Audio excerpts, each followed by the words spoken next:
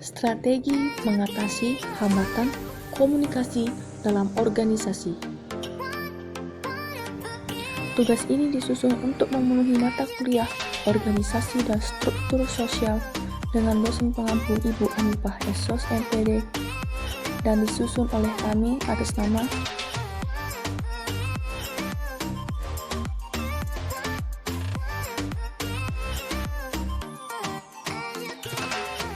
yang pertama atas nama Apri Wahyuni Sinulinga, dan yang kedua atas nama Monica Nenggolan, dan yang ketiga atas nama Neliwati Sitomorang. Proses terjadinya komunikasi. Menurut Oswell, dimulai dari pengirim pesan atau sender yang menyampaikan pesan atau message melalui media yang diterima oleh penerima pesan, yang kemudian menciptakan umpan balik atau feedback yang diberikan penerima pesan kepada pengirim pesan.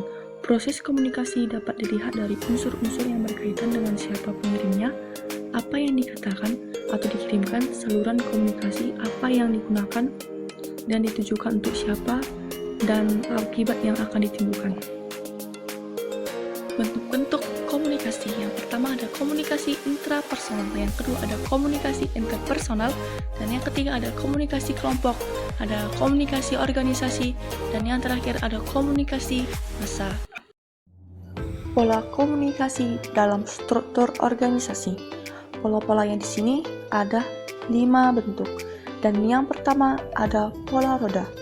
Dengan pola roda merupakan komunikasi dengan dua saluran di mana setiap karyawan akan mengirim dan menerima pesan ke pusat komunikasi dan pusat komunikasi akan menerima serta mendistribusikan informasi yang diterimanya. Nah, dan yang kedua ada pola Y.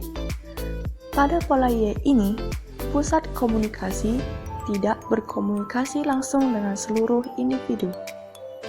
Tetapi, ada individu yang komunikasinya harus melalui individu lain. Yang ketiga ada pola rantai. Nah, apa yang dimaksud dengan pola rantai? Pola rantai ini hampir sama dengan pola lingkaran, hanya saja di sini ada dua individu yang berada di akhir jaringan, sehingga hanya dapat mengirim dan menerima pesan dari satu posisi. Dan yang keempat ada lingkaran. Pola lingkaran adalah komunikasi lingkaran yang memungkinkan masing-masing individu untuk mengirim pesan ke sebelah kiri atau ke sebelah kanannya. Namun demikian, individu tidak dapat menerima atau mengirim pesan secara langsung ke seluruh karyawan. Dan yang kelima, ada pola formasi semua arah.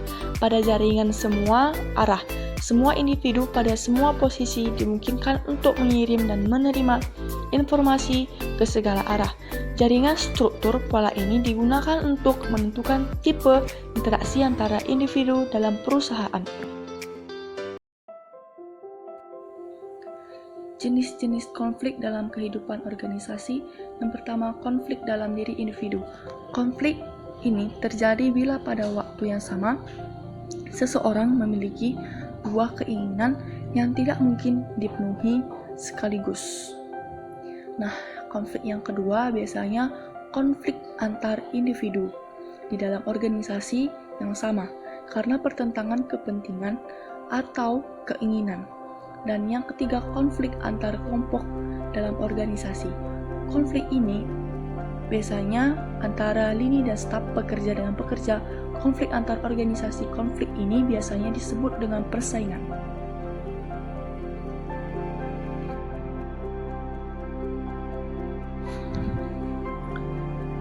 Penyebab permasalahan konflik pada organisasi.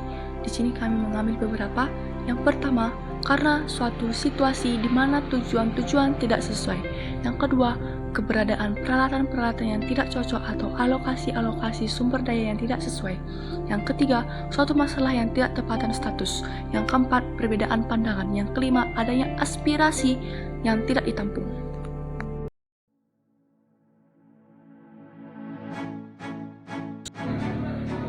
Solusi permasalahan dari konflik organisasi, yang pertama, pikirkan hubungan baik yang harus dijaga.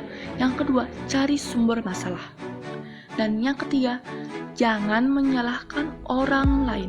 Yang keempat, sering mendengar, sedikit berbicara. Dan yang terakhir, selesaikan masalah bersama-sama. Baiklah, kesimpulan yang dapat kami ambil dari pemaparan kami tadi ialah konflik adalah segala macam interaksi pertentangan atau antagonistik antara dua atau lebih pihak. Terdapat beberapa jenis dalam konflik seperti pada konflik peran pribadi, intraperan, dan antarperan yang terjadi pada kondisi organisasi. Dan konflik yang terjadi disebabkan oleh beberapa sumber konflik yang meliputi adanya saling ketergantungan kerja, perbedaan dalam tujuan, perbedaan persepsi, dan meningkatnya permintaan akan spesialis. Konflik ini bisa jadi baik atau buruk tergantung pada dampaknya bagi pencapaian tujuan organisasi. Konflik yang berguna mewakili konfrontasi antar kelompok yang meningkatkan dan menguntungkan kinerja organisasi. Itulah sedikit dari penjelasan kami. Sekian dan terima kasih.